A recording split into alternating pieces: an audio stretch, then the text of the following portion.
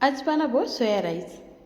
তার জন্য প্রথমে আমি সয়াবিনগুলোকে হালকা লবণ দিয়ে ভালো করে সেদ্ধ করে নেব।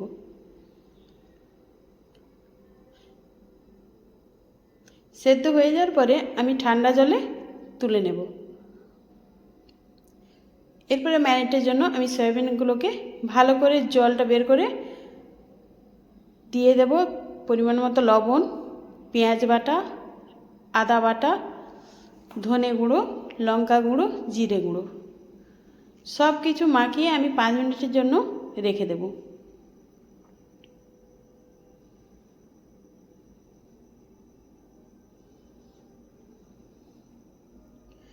এরপরে একটি কড়াইতে পরিমাণ মতো তেল দিয়ে তেলটা গরম হয়ে গেলে আমি সয়াবিনগুলোকে ভালো করে ভেজে নেব।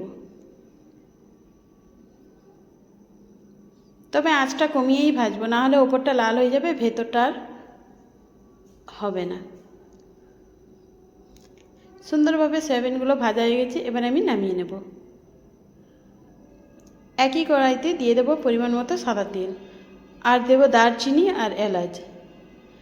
এরপরে দিয়ে দেবো কুচনো ক্যাপসিকাম আর গাজর।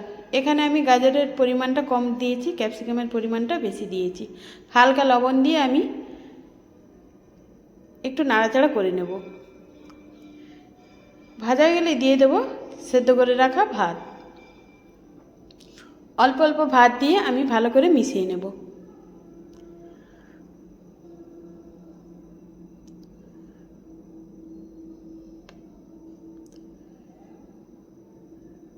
সুন্দরভাবে মেশানো হয়ে গেছে। এরপরে দিয়ে দেবো ভেজে রাখা সয়াবিন, আর দেবো স্বাদ মতো লবণ আর চিনি।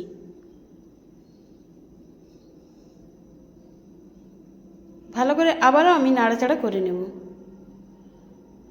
নামানোর আগে দিয়ে দেব 1 চামচ ঘি, আর দেব কুচনো ধনেপাতা।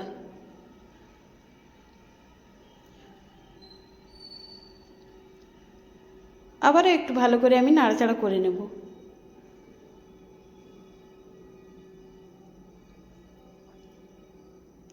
নামিয়ে নিলে রেডি হয়ে যাবে সয়া রাইস। গরম গরম পরিবেশন করুন।